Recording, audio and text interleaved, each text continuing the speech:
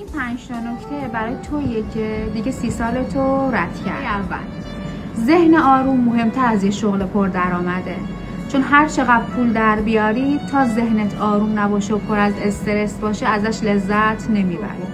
تعداد دوست مهم نیست، مهم کیفیتشونه. یه نفر که واقعا کنارت باشه از 100 تا آشنای سطحی ارزشش خیلی بیشتره.